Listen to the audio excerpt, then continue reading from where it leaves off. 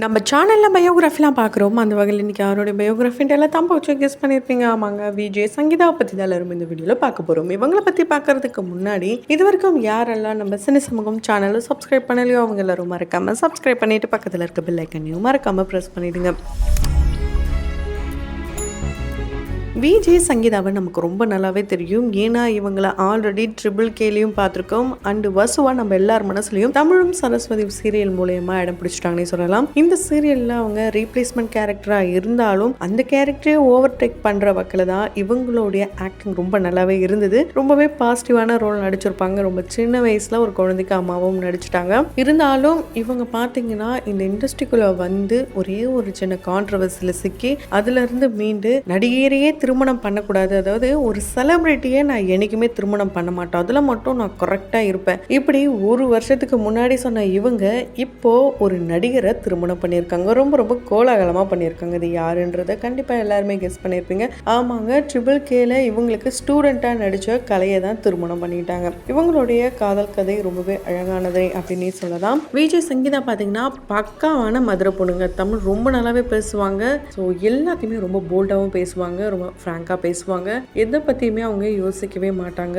எல்லாத்தையுமே ஓப்பனாக பண்ணுவாங்க. மீடியாவில் இருந்தும் இதை பற்றி தப்பாகிடுமோ, அதை பற்றி பேசினா தப்பாகிடுமோ அப்படின்லாம் எதை பற்றியும் யோசிக்க மாட்டாங்க. என் மனசில் இதான் படுது, நான் அதை தான் சொல்லுவேன். இது மற்றவங்க பார்வைக்கு தப்பாக தெரியுது, அந்த பார்க்குறவங்களுடைய பார்வை தான் தப்பாக தெரியுது அப்படின்ட்டு அதையும் இவங்க ரொம்ப அழகாகவே ஹேண்டில் பண்ணியிருப்பாங்க. அந்த வகையில் ஐயனார் துணை இந்த சீரியலுடைய ஹீரோவான அரவிந்த் செஜய் இவங்களை தான் திருமணம் பண்ணியிருக்காங்க. 2 நாளைக்கு முன்னாடி தான் இவங்களுடைய திருமணம் ரொம்ப ரொம்ப கோலாகலமாக நடந்தது. நிறைய பிரபலங்கள் வந்திருந்தாங்க. இவங்க 2 பேரும் மேரேஜ் பண்ணுறாங்களா, என்னடா இது அப்படின்ட்டு ரொம்பவே ஷாக்காக இருந்திருப்பீங்க. கணக்காடும் காலங்கள் இந்த ஒரு சீரியலில் பார்த்தீங்கன்னா இவங்க மலர் அப்படின்ற கேரக்டர் பண்ணாங்க. டீச்சராக வளர்ந்துருப்பாங்க. கலை அப்படின்ற கேரக்டர் பண்ணவர் தான் இவங்களுடைய காதல் கணவர். ஸோ ஸ்டூடெண்ட்டையே மேரேஜ் பண்ணிட்டாங்களேப்பா அப்படின்னு சொல்லப்பட்டாலும் அவரை விட இவங்களுக்கு வயசு அதிகம் தாங்க. அந்த 2 பேருமே நல்ல ஃப்ரெண்ட்ஸாக இருந்து தான் லவ் பண்ணி மேரேஜ் பண்ணியிருக்காங்க. 2 பேர்கிட்டையும் ஒன்றும் இல்லாத சமயத்துலேயும் நாங்கள் 2 பேரும் ஒன்றா தான் இருந்தோம். இப்போ எங்ககிட்ட எல்லாம் இருக்குது, அதனாலேயும் நாங்கள் ஒன்றா தான் இருப்போம் அப்படின்னும் இவங்க வந்து சமீபத்தில் 1 மந்த்துக்கு முன்னாடி ஒரு போஸ்ட் ஒன்று போட்டிருந்தாங்க. 2 பேரும் அழகாக ரொம்ப சிம்பிளான ஒரு ஃபோட்டோ ஷூட் மூலயமா இவங்களுடைய காதல் ஸ்டோரியை வந்து நம்ம எல்லாருக்குமே சொல்லியிருந்தாங்க. ஸோ ஒரு வருஷத்துக்கு முன்னாடி இவங்க ஒரு இன்டர்வியூவில் ஒரே சீரியலில் நடிக்கிறவங்க எப்படி மேரேஜ் பண்ணுறாங்கன்னு தெரியல, மேரேஜ் பண்ணுற வரைக்கும் ஓகே, நான் ஏன் இதுக்குள்ளே போக மாட்டேன்னா அவங்களுக்கு ஃபேன்ஸ் சொல்லி இவங்க 2 பேருடைய ஆன் ஸ்க்ரீன் பேர் நல்லா இருக்குது, ரியல் பேர் ஆனால் நல்லா இருக்கும், இப்படி சொல்லி அவங்களே நினச்சிக்கிறாங்க.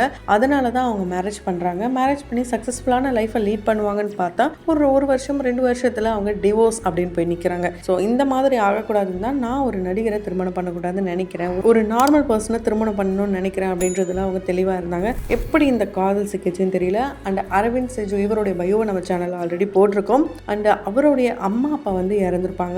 அவங்களுக்கும் இங்கே மரியாதை செலுத்துகிற வகையில் அவங்களுடைய மேரேஜில் ஃபர்ஸ்ட் இவங்க 2 பேர்கிட்ட ஆசீர்வாதம் வாங்கிட்டு தான் அவங்களுடைய மேரேஜ் அந்த செலிப்ரேஷனையே ஸ்டார்ட் பண்ணியிருந்திருப்பாங்க.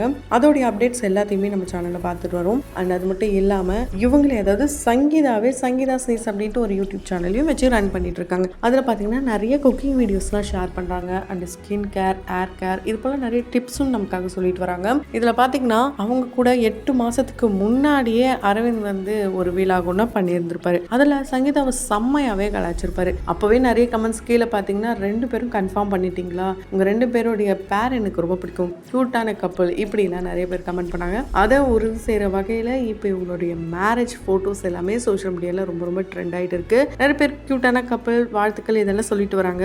அந்த வகையில் இந்த க்யூட்டான கப்பல் உங்களுக்கு ரொம்ப பிடிச்சிருந்தா கமெண்ட் பாக்ஸில் ரெட் ஆட்டினோட கமெண்ட் பண்ணலாம். நம்ம எல்லாருக்கும் தெரியும் சங்கீதா அவர்கள் ஒரு விஜேவாக தான் தன்னுடைய கெரியரை ஸ்டார்ட் பண்ணாங்க. மதுரையிலேருந்து இங்கே வந்து வேலை பார்க்கும் போது தான் அவங்களுக்கு விஜேவாக வாய்ப்பு கிடைச்சிது. இவங்க நிறைய ஷோஸை ஆங்கரிங் பண்ணியிருக்காங்க. ரொம்ப படப்படப்படன்னு இவங்க பேசுறதுனால அடுத்தடுத்த ஆஃபர் இவங்களுக்கு வந்துகிட்டே இருந்தது விஜேங்கில். இப்படி விஜேங் இவங்க சன் மியூசிக்கில் பண்ணிக்கிட்டே இருக்கும்போது தான் சூர்யா அவர்களை பற்றி அவரோட ஹைட்டை பற்றியும் இவங்க கமெண்ட் பண்ணி அது எதர்ச்சியாக நடந்த ஒரு விஷயம், அது அவங்களுடைய ஃபேன்ஸ் தவறாக புரிஞ்சுக்கிட்டு அதை ரொம்ப பெரிய விஷயமாவே பூமாக்குனாங்க. கண்டிப்பாக அந்த ஒரு விஷயம் பார்த்தீங்கன்னா இவங்களை எதுவுமே பண்ணலையா, ஏன்னா அது எதர்ச்சியாக பண்ண விஷயம். நான் அதுக்கான மன்னிப்பும் கேட்டுட்டேன், அதை அதோடய விட்டாச்சு. இதுக்காக நான் மூலையில் கொஞ்சம் அழணும் எந்த ஒரு அவசியம் கிடையாது. அடுத்தடுத்து என் வேலையை நான் பார்க்கணும்னு நினைக்கிறேன். என்னை தப்பாக பேசுகிறவங்க தான் வந்து அவங்களுடைய எண்ணத்தை தோற்றத்தையும் பார்வையும் மாற்றிக்கணும் அப்படின்ட்டு அவங்களுக்கே இவங்க அட்வைஸ் பண்ணியிருந்திருப்பாங்க.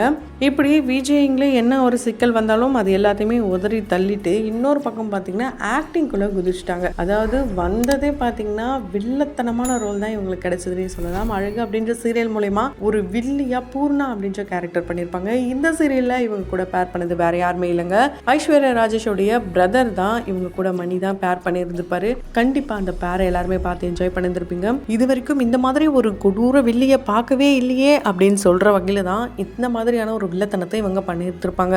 அதெல்லாம் பார்த்துட்டு இவங்களுக்கு நிறைய ஹேட்டர்ஸ் வந்துட்டாங்களாம், வீட்டை காலி பண்ற வகையில வந்துட்டாங்களாம். அண்ட் வடிவுக்கரசி அம்மா வந்து ஒரு டைம் சொன்னாங்களாம், நான் வந்து ரஜினி சாரை வந்து திட்டிட்டேன் அடிச்சிட்டேன் அப்படின்ட்டு என்னுடைய வீட்டில் கல்லெல்லாம் தூக்கி எரிஞ்சாங்க அப்படின்ட்டு அவங்க ஒரு இன்டர்வியூல சொன்னதை பார்த்துட்டு இவங்க யோசிச்சாங்களாம், இப்படி இல்லாம அவ பண்ணுவாங்க, இதெல்லாம் சும்மா சொல்றாங்க போல அப்படின்னு நினைச்சிட்டாங்களாம். ஆனா ரியலா இவங்களுக்கு நடக்கும் போதுதான் ஆனா இப்படிலாம் கூட பண்ணுவாங்க போலப்பா அப்படின்னு நினைச்சிட்டாங்களாம். அண்ட் வீட்டை காலி பண்ற அளவுக்கு இவங்க போயிட்டு அதுக்கப்புறம் ஓகே நான் இதெல்லாம் என்னுடைய ஆக்டிங் மட்டும்தான், என்னை நீங்க எந்த அளவுக்கு வெறுக்கிறீங்களோ அந்த அளவுக்கு என்னுடைய ஆக்டிங் உங்களுக்கு பிடிச்சிருக்குன்னு அர்த்தம், மற்றபடி வேற எதுவும் இல்லை அப்படின்னு சொன்னாலும் இன்னொரு பக்கம் கோவில்ல இவங்களுடைய முகத்தை பார்த்துட்டு இவளுடைய முகத்துல முடிச்சோம் இன்னைக்கு நாள் விளங்குன மாதிரி தான் அப்படின்ட்டு இவங்க முன்னாடி இவங்களை இன்சல்ட் பண்ணிட்டுலாம் போயிருக்காங்களாம். அண்ட் இந்த இண்டஸ்ட்ரிக்குள்ள வந்து அதாவது ஆக்டிங்குள்ள வந்ததுக்கு அப்புறமா இவங்க விஜய் மாதிரியே கிட்ட ஸ்பீடா பேசிக்கிட்டே இருந்தாங்களாம். அதை பார்த்துட்டு டைரக்டர் மாமா பொறுமா, இது நீ விஜயிங் பண்ணலாமா, நடிக்கிற, அதனால நாங்க என்ன சொல்றோமோ அந்த மாதிரி பண்ணா போதும், உனக்கு நடிப்பும் வரல பேசவும் வரல, நீலாம் என்ன பண்ற, இப்படிலாம் இவங்க வந்து அசிங்கப்பட்டு இருக்காங்களாம். அண்ட் நிறைய திட்டும் வாங்கியிருக்காங்களாம். அது எல்லாத்தையுமே ஓவர் கம் பண்ற வகையில தான் இவங்களுடைய நடிப்பு மூலமா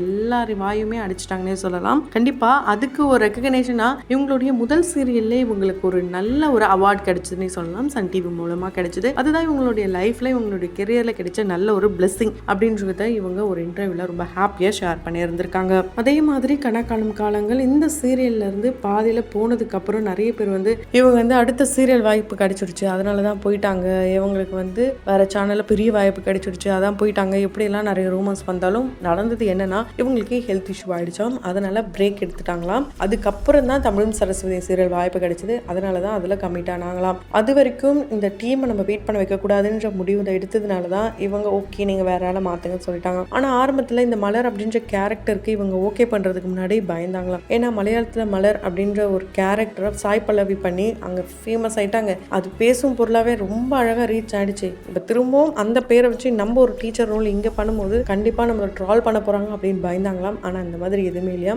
ஆடியன்ஸ் அக்செப்ட் பண்ணிட்டாங்க. அண்ட் அந்த கேரக்டருக்கு நம்ம ஒரு ஜஸ்டிஃபிகேஷன் கொடுத்துட்டோம், நம்ம ஏதோ ஒன்று பண்ணியிருக்கோம்ப்பா அப்படின்ட்டு இவங்களும் நினைச்சு அந்த கேரக்டர் ரொம்ப நல்லாவே பண்ணி முடிச்சாங்கன்னு சொல்லலாம். இவங்களுக்கு சீரியலை பொறுத்த வரைக்கும் இந்த அறம் படத்துல நயன்தாரா அவர்கள் நடிச்ச ரோல் மாதிரி சீரியல் வந்தா ரொம்ப நல்லா இருக்கும். அந்த மாதிரி யாராவது நடிச்சு ரீப்ளேஸ்மெண்ட் யாராவது பண்ண போறாங்கன்னா கண்டிப்பா என்ன கூப்பிடுங்க, நான் கண்டிப்பா என்னைக்கா இருந்தாலும் வருவேன் அப்படின்னு சொல்லியிருக்காங்க.